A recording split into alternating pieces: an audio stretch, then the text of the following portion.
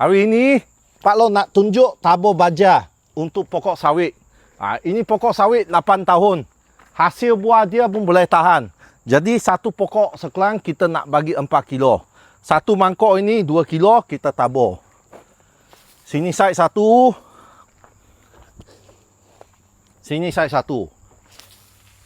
Kita tak tabur baja paksa buah atau baja khas sawit.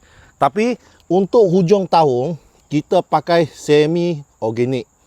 Okey, kenapa nak pakai organik campur kimia?